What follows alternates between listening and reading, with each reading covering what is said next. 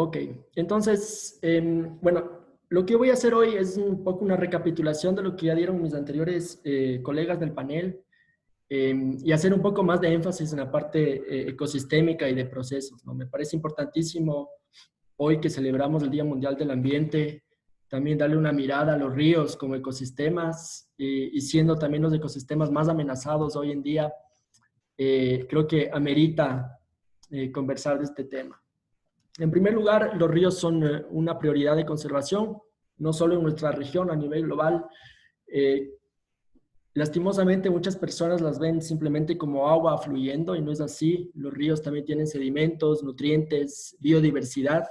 Al mismo tiempo, sustentan la vida de billones de personas. Creo que eso es particularmente importante mencionar en el caso de Ecuador y de la Amazonía en general, ¿no? Cuántas comunidades dependen directamente de la pesca para acceder como principal fuente de proteína. Eh, un problema, están afectados por dos principales problemas. El uno es la contaminación, ¿no? Y el otro son la construcción de obras de infraestructura hidráulica.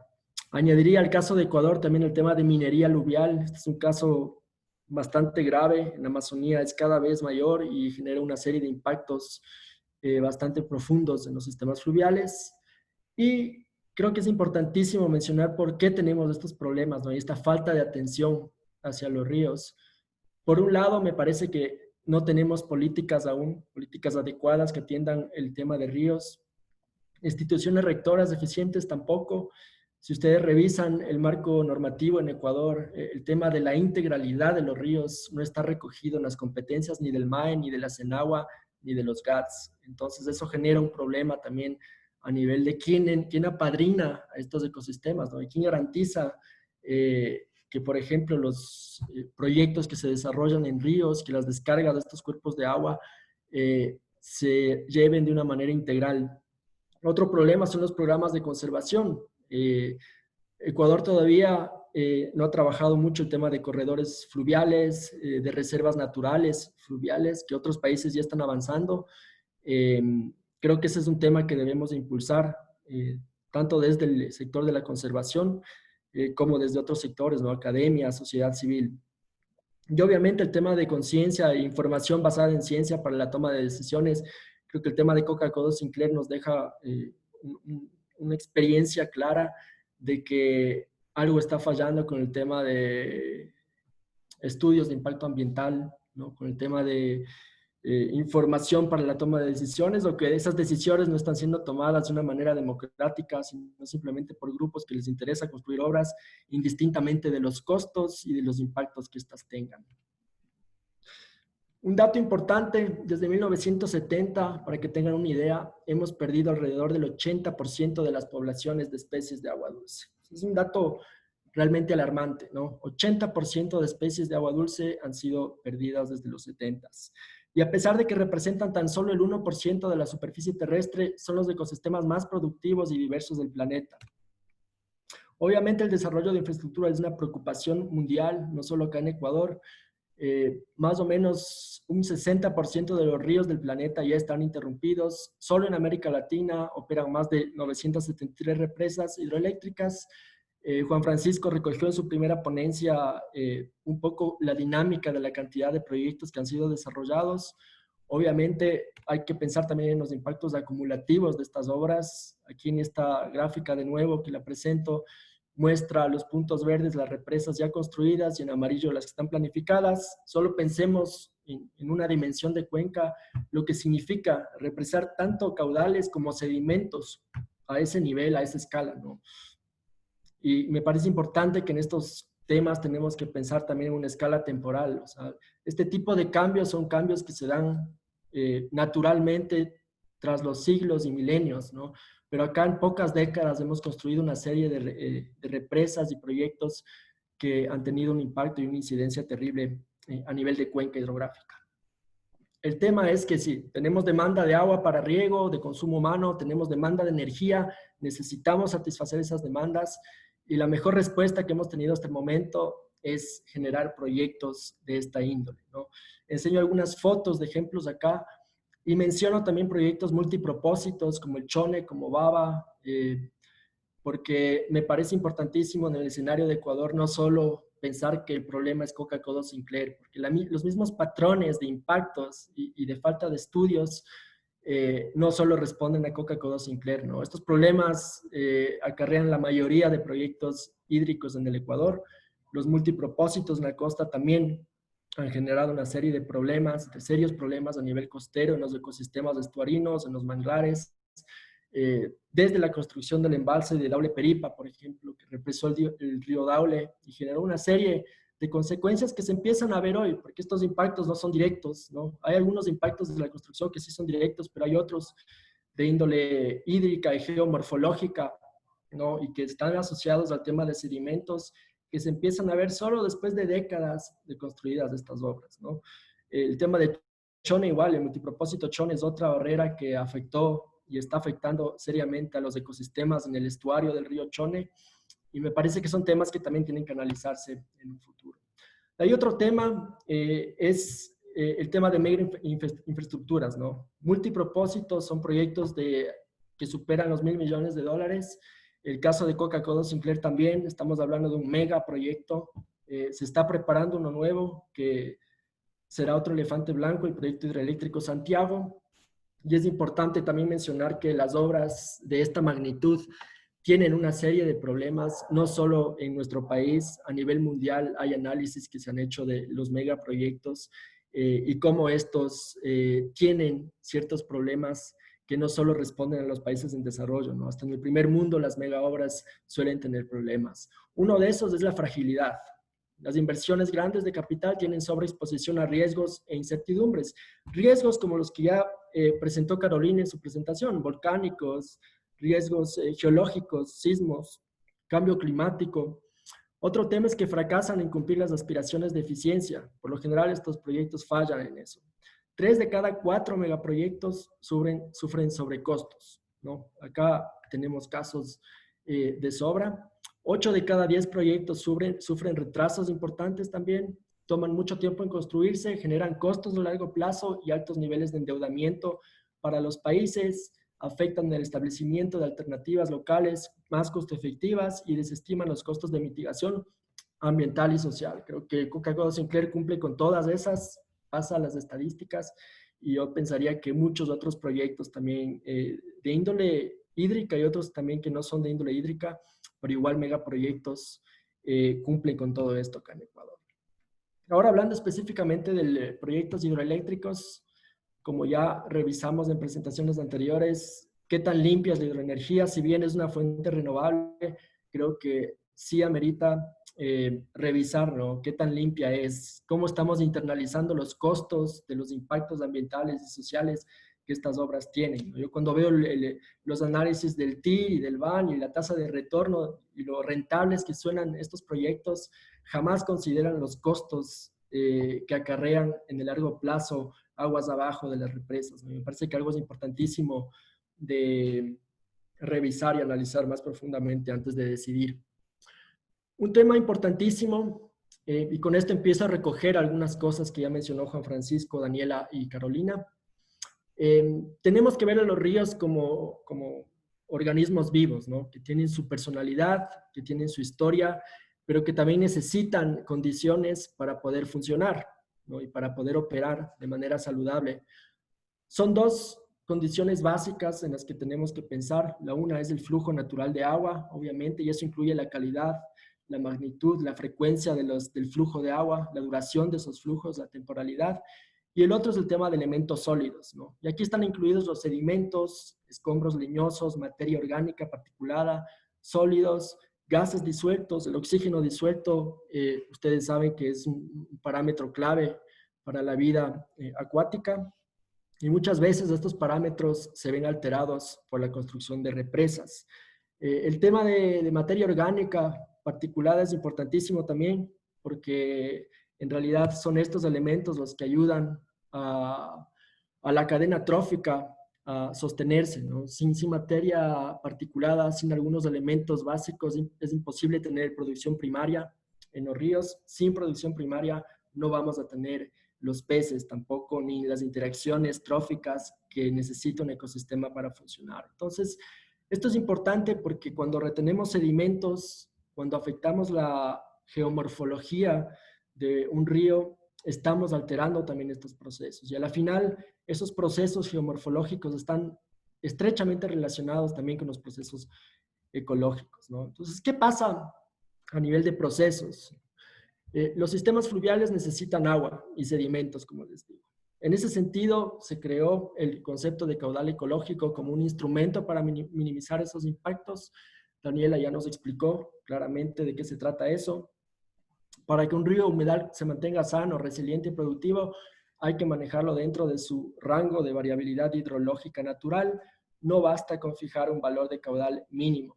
También debemos considerar los cambios en el régimen de variación interanual e incluso espacial. Creo que lo que se ha hecho en Ecuador con la normativa y con la aplicación de caudal ecológico, en realidad no puede llamarse así. Lo que se ha aplicado acá son caudales mínimos. Los caudales mínimos no son caudales ecológicos. Eso es muy importante resaltar, ¿no? Aquí está la definición que ya presentó Daniela, pero me parece importantísimo que cuando hablamos de caudales ecológicos incluyamos la variable de sedimentos, ¿no? Para mí no puede haber caudal ecológico si no hay gestión de sedimentos. Y el tema de gestión de sedimentos en los embalses, de las represas, es un tema clave que es poco atendido y que necesita mucho más atención. Acá tienen un ejemplo de un hidrograma que justamente muestra esa variación de los regímenes hidrológicos. Lo que ven aquí son los días del año y el caudal que tuvo el río en ese año, ¿no? Entonces, como ven, hay algunos picos que responden a crecidas, días en los que llovió mucho y el río creció, y que son eventos importantísimos. De esos picos de caudal ecológicamente y morfológicamente para el río son episodios sumamente importantes, porque, por ejemplo, para hábitats acuáticos, esos picos son la oportunidad que tienen algunas especies de migrar o de encontrar nuevos hábitats. Por lo general, las inundaciones de los ríos son vistas desde la perspectiva antrópica como un problema, como un riesgo. Sin embargo, para muchos ecosistemas, esas inundaciones significan conectividad, conectividad de un río con un humedal, conectividad de un río con una llanura de inundación. Entonces, no tenemos que verles como algo negativo, sino como algo necesario en la naturaleza para que los ecosistemas funcionen. Pero de ahí también tenemos ríos que en épocas del año se secan. El tema del río Coca es un río que tiene agua todo el año y responde a una dinámica muy parecida, ¿no? Con una estacionalidad en medio del año que aumenta su caudal y con los picos mucho más acentuados, ¿no? Una particularidad del río Coca es las variaciones de caudal que tiene entre medias y máximas. Es algo realmente impresionante. Y eso es importante considerar porque quiere decir que el río Coca es aún más sensible a esos cambios en el régimen hidrológico. Esto es importante porque la represa obviamente lo que hace es cortar esos picos que ven sobre la línea roja y más bien trazar una línea homogénea, una línea recta de caudales. Y ecosistémicamente y morfológicamente eso es lo último que queremos en un río, ¿no? Entonces, ¿cómo condiciona el régimen de caudal a los ecosistemas? Como les decía, es el factor dominante que determina los hábitats y sus ecosistemas circundantes, que a su vez determinan la composición de especies. Las especies acuáticas han desarrollado estrategias evolutivas en respuesta al régimen de caudal, es decir, los peces y especies bentónicas, por ejemplo, están acostumbradas evolutivamente a lidiar con esos cambios de caudal. Y obviamente, si es que de un día al otro esos picos desaparecen, esas especies se ven privadas de un proceso que siempre estuvieron acostumbradas. Otro tema clave, mantener los patrones de conectividad longitudinal y lateral. Eso es algo que les explicaba con el tema de las inundaciones. Y la invasión y el éxito de especies exóticas introducidas en los ríos se facilita por la alteración del régimen de caudal. Un tema clave, porque ese es un problema también en el Ecuador. Tenemos en la parte alta del Coca, en el Quijos y el Salado, hay un problema con la trucha, que es una especie introducida. En la parte baja amazónica hay con varias especies, entre esas la tilapia. Lo que hacen los impactos de las represas también son acentuar las oportunidades que tienen estas especies exóticas, ¿no? De dominar el ecosistema y afectar a las especies nativas. Los picos de inundación que les decía y esas variaciones que tiene el río también son importantísimas para determinar las formas que tiene un río. En ese sentido, es básico entender cómo se mueven los sedimentos en el río, ¿no? Y esto es importante y lo empiezo a explicar porque quiero ir entrando a la explicación de cómo la presa de captación de Coca-Cola pudo haber incidido en el colapso de la cascada de San Rafael. Entonces, importante entender cómo se transportan estos sólidos en el río. Básicamente hay sólidos que van disueltos en el agua, ¿no? Hay otros sólidos más finos de carácter como arcillas, como sedimentos finos, que van suspendidos en el agua, que no llegan a sumergirse al fondo del río. Y los sedimentos más gruesos como las arenas, las gravas, el ripio, suelen transportarse de manera superficial por el lecho del río, ¿no? Es decir, son arrastrados. ¿Por qué son importantes los picos de crecidas? También porque son fundamentales para la reposición de las piedras, los bloques, las gravas y las arenas en el río. Y esto es básico para el ajuste morfológico del río. Importantísimo entender que un río no es un sistema fijo en el tiempo, ¿no? El río va cambiando, va ajustándose a los cambios del paisaje y de la cuenca, ya sea la carga de sedimentos o a las intervenciones que haya del hombre, pero para eso necesita tiempo y necesita libertad para moverse. Entonces, una represa lo que hace básicamente es privarle al río de esos picos y automáticamente afectar no solo a nivel ecológico el río, sino a nivel morfológico. Porque los picos de inundación, por ejemplo, lo que recae en este cuadro amarillo que ven en esta imagen, esos picos de caudal son los que mueven las piedras grandes, los que mueven la grava y los que relocalizan algunos elementos del río en el lecho. Sin esos picos y sin esas crecidas y variaciones, el río cae en un estado de incapacidad de ajustarse a sus necesidades. Entonces, como les digo, el efecto del represamiento obviamente va a depender del tipo de represa. En el caso de Coca-Cola Sinclair, no es algo tan agresivo como en las represas altas, ¿no? Si bien el azud que represa el agua del río Coca, en Coca-Cola Sinclair, es una represa baja, ¿no? Relativamente baja, pero igual el problema que causa la represa de captación de Coca-Cola es la retención de sedimentos de fondo. Carolina explicó y enseñó unas imágenes de cómo la cola del embalse, es decir, donde el río empieza a frenarse antes de chocarse con la represa, ya presenta acumulación de sedimentos gruesos. Obviamente lo que está pasando en Coca-Cola Sinclair es que el río se está quedando sin los sedimentos no suspendidos, sino los sedimentos gruesos, las arenas, las gravas y las piedras pequeñas que tienen un rol fundamental en la estabilidad del río. Es un problema porque el río no va a volver a estabilizarse hasta que encuentre ese material aguas abajo. Entre el tramo de la represa y la cascada de San Rafael, solo hay 3 ríos menores, el río Malo, el río Marker y el Montana, que no aportan suficiente sedimento ni roca como para volver a estabilizar el río. Entonces, ese es un tramo crítico de afectación de la represa. Por otro lado, lo que genera esto es un efecto que se denomina aguas hambrientas. El fenómeno de aguas hambrientas se da cuando el agua se queda sin sedimentos y se ve obligada a recapturar esos sedimentos. ¿De dónde saca esos sedimentos? Del lecho del río, de los bancos del río, de los costados, y empieza a causar erosión para recuperar esos sedimentos y estabilizarse. Un tema particular de la presa de captación de Coca-Cola es que posiblemente el fenómeno de aguas hambrientas es selectivo de sedimentos gruesos, ¿no? Es decir, es un fenómeno que está buscando recuperar esa grava, esa arena pesada que perdió el río en la obra de captación. ¿Cómo está recuperando eso? Sacando su material del lecho de abajo.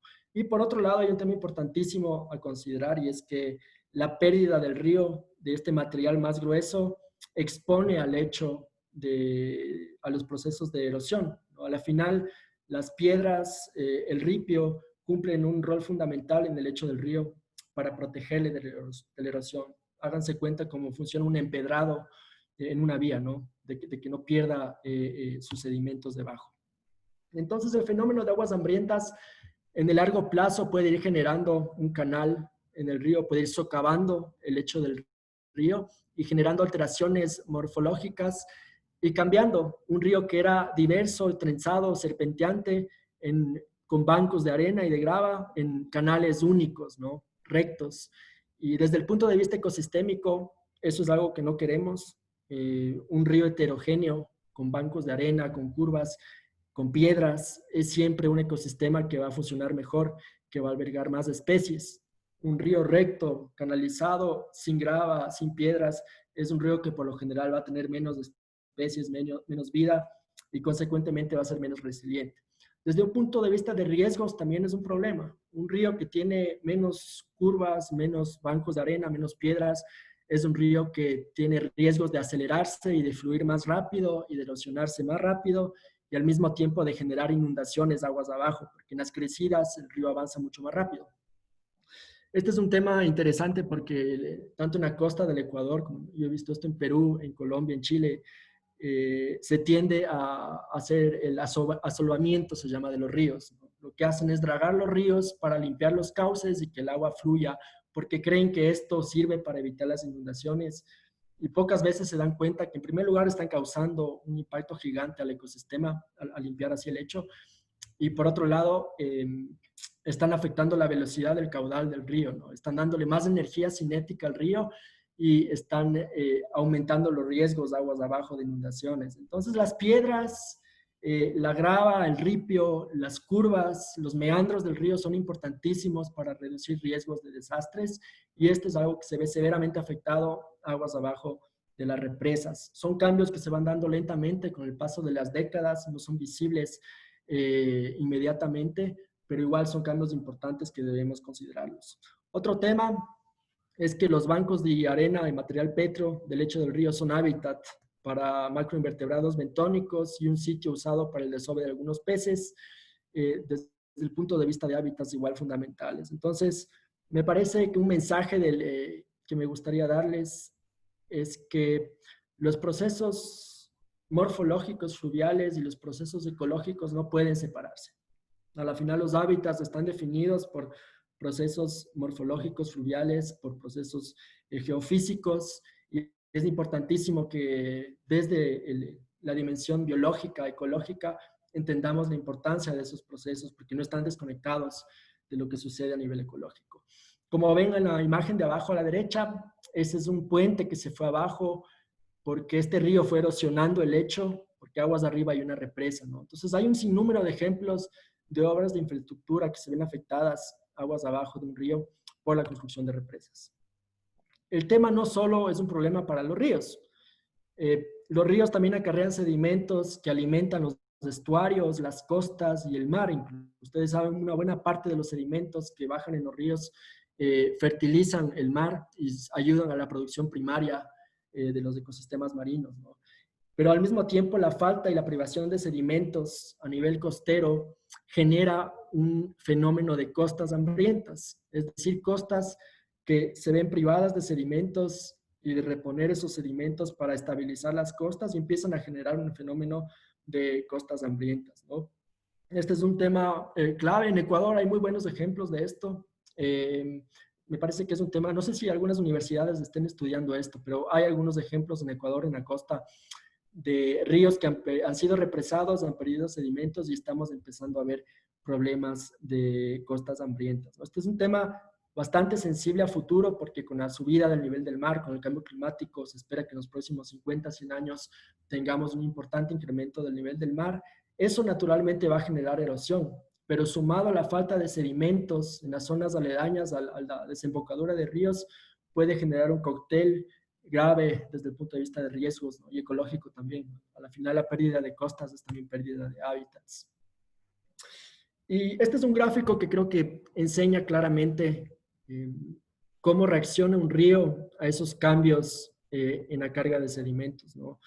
En la barra de abajo está representada el suministro de sedimentos al río.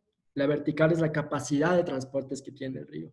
¿Qué sucede después de la represa de captación de Coca-Codo? Tenemos una carga baja de sedimentos gruesos y una capacidad de transporte del río relativamente baja también porque se le frenó al río, ¿sí? Y lo que sucede aquí, como ven en este gráfico, es erosión del banco de arena, ¿no? Empieza a haber un fenómeno de aguas hambrientas y el río queda privado de sus sedimentos y aumenta su tasa de erosión. Los datos que presentó Caña del aumento de tasa de erosión me parece que están muy relacionados a este fenómeno. Ahora, lo que sucede tras el colapso de la cascada, en cambio, es lo que estamos viendo al extremo derecho de esta fotografía.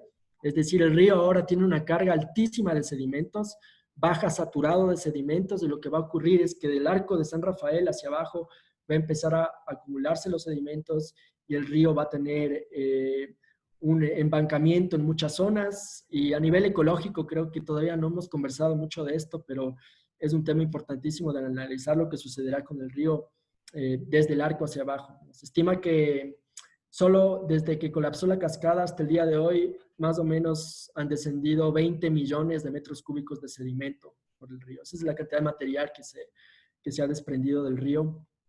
Es una cantidad abismal de sedimentos.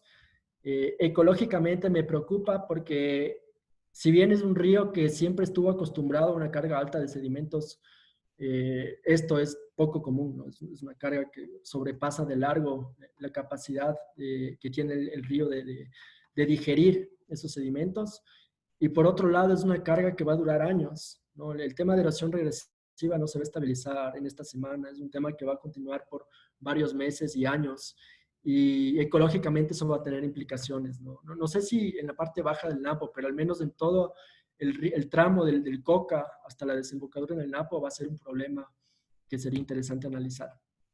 Todo esto nos llama a que necesitamos cambiar la visión de cómo estamos abordando estos problemas, ¿no? Sin duda necesitamos una visión sistémica.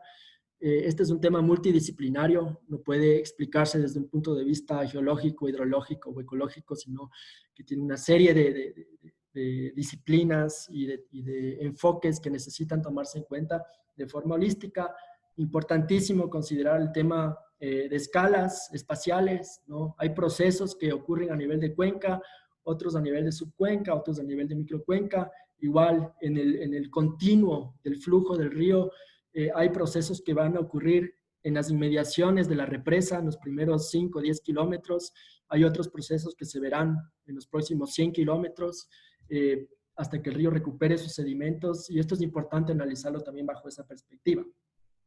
Por otro lado, también la perspectiva temporal, ¿no? Como les digo, el tema de erosión y de cambios morfológicos por la construcción de represas, por lo general toma años y décadas en reflejarse, ¿no? No es visible los primeros años, pero ya empiezan a ocurrir, y esos pequeños cambios son importantes tomar en cuenta. Aquí uso el ejemplo de la represa de Coca-Cola Sinclair, que tuvo un efecto colateral, que fue la disminución de sedimentos, consecuentemente aumentó la erosión del río.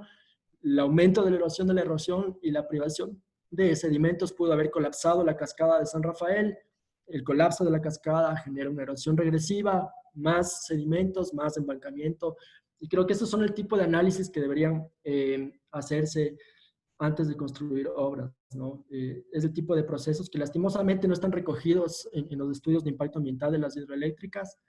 Yo me tomé algo de tiempo para revisar los estudios de impacto ambiental de Coca-Cola, estoy revisando los del proyecto hidroeléctrico Santiago también, y es preocupante ver cómo el análisis que hacen de este tipo de procesos es sumamente superficial y preocupa, ¿no? Al final, como decía Carolina, es plata de todos, son mega obras que implican miles de millones de inversión y tienen implicaciones ecológicas y ambientales súper altas para el país. Entonces, me parece que el tema de estudios de impacto ambiental y de estudios de factibilidad de estos proyectos tiene que revisarse, tiene que actualizarse. El Ministerio del Ambiente tiene que cambiar el tipo de información que solicitan los estudios de impacto ambiental. No es posible que el estudio de impacto ambiental sea unas 500 hojas de una descripción de la vida, de la fauna, del paisaje, pero son 10 páginas de análisis de procesos y de impactos, ¿no? Entonces, eso me parece que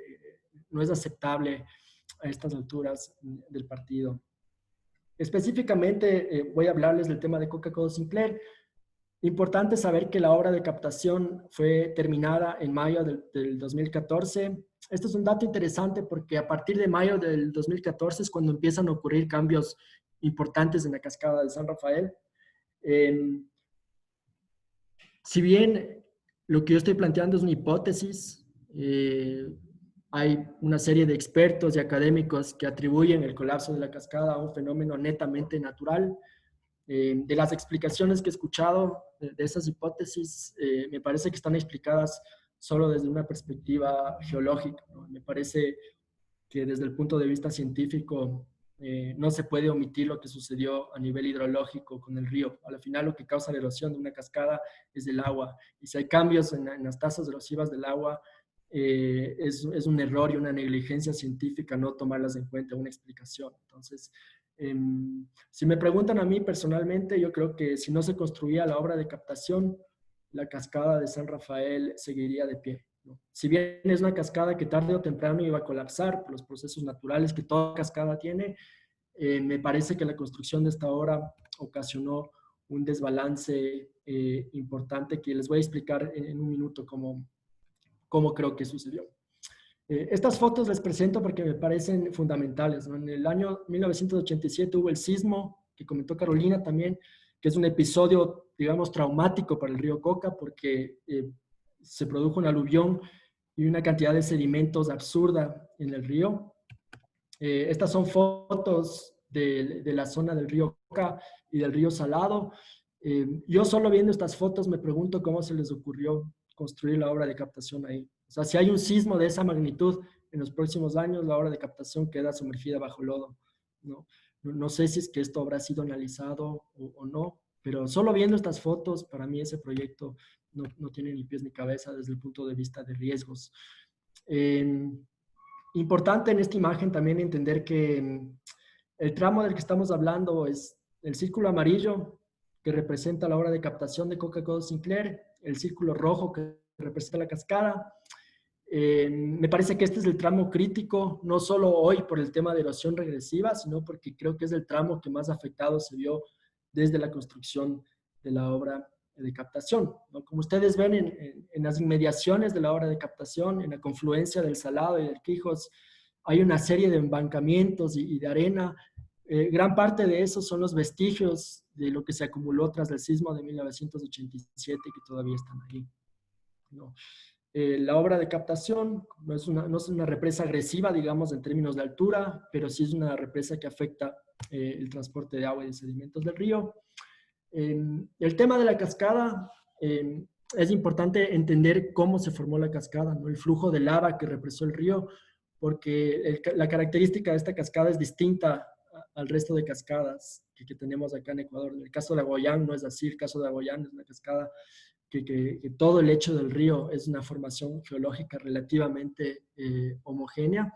En este caso es un tubo, un ducto de lava que represó el río y que por sus particularidades naturales, ¿no?, estructurales, me parece que era una estructura mucho más sensible a los cambios en las tasas erosivas del río y en los procesos hidrosedimentológicos del río Coca, ¿no? Si bien es una cascada inestable, es una cascada que estuvo de pie y sostenida por al menos 12.000 años. No hay una fecha exacta de datación de este flujo de lava, pero se estima que el flujo tiene entre 12.000 y 20.000 años.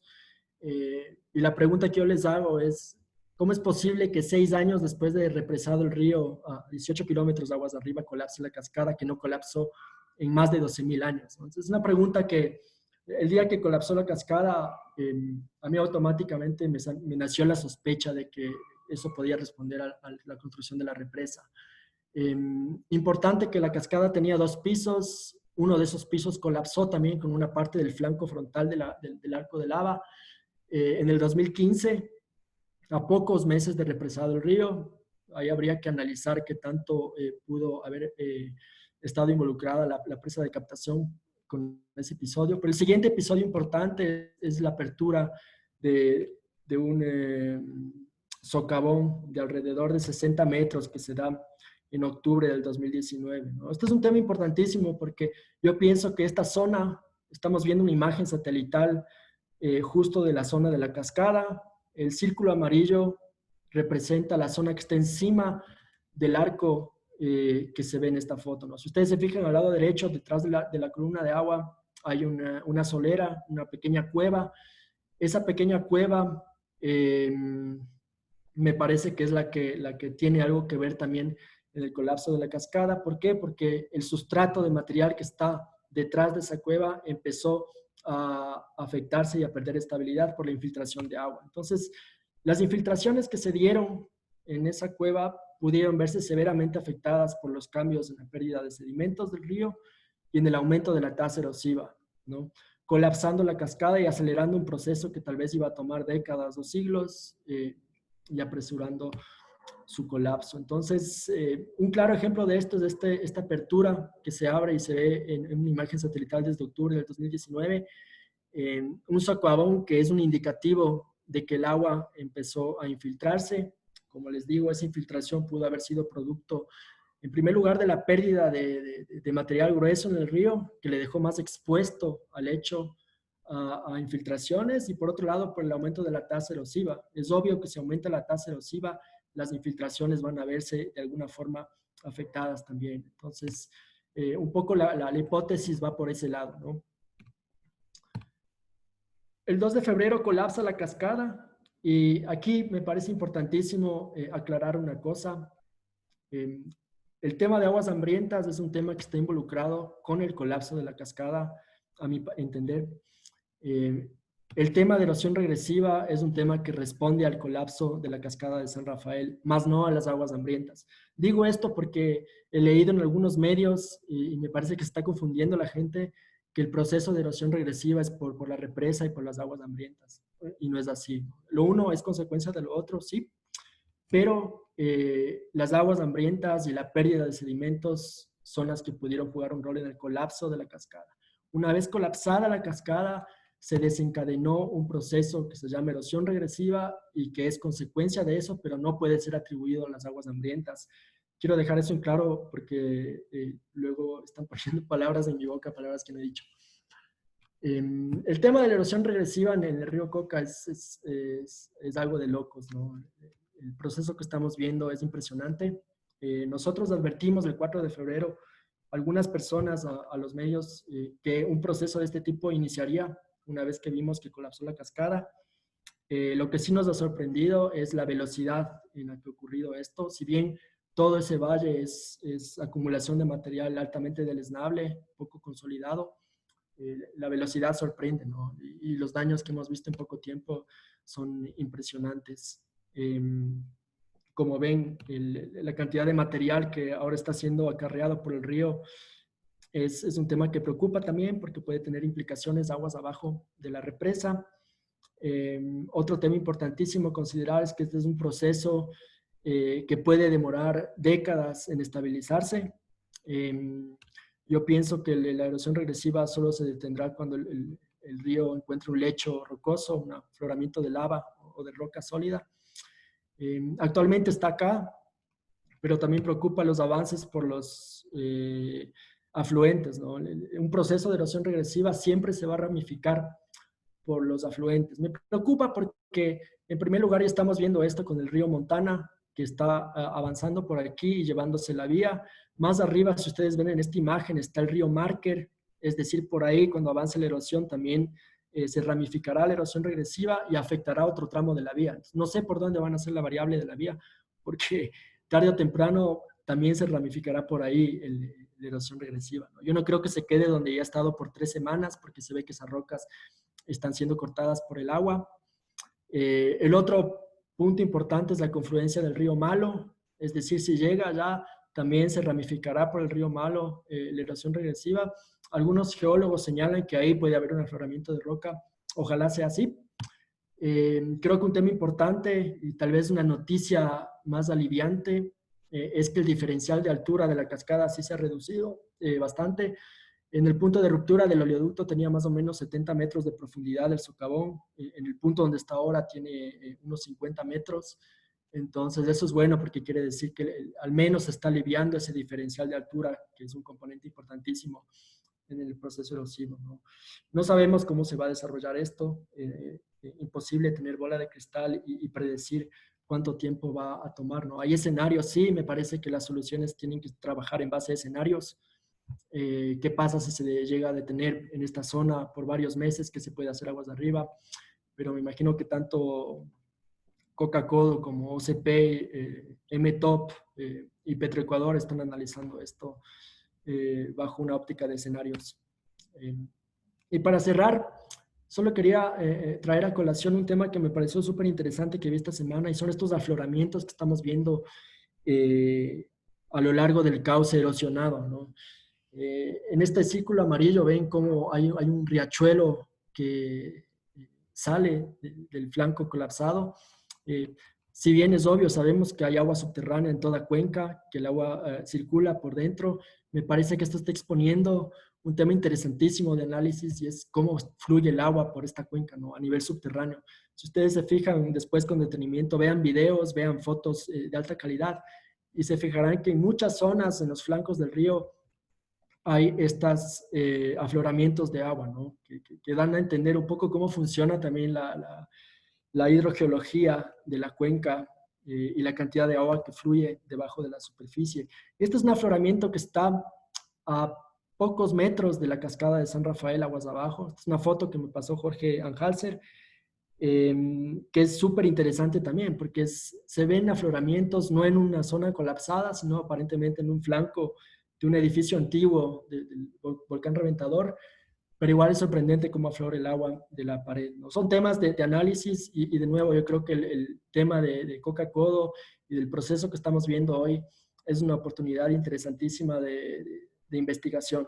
Si bien es un daño y es doloroso ver lo que está pasando y causa iras también, las negligencias que se han pasado por alto desde la construcción de la obra hasta el derrame de crudo, me parece que de un lado positivo es una oportunidad excelente para hacer investigación y para entender cómo funcionan estos procesos naturales. Voy a pasarme este tema de reflexiones y más bien dar cabida a las preguntas. Gracias por la atención.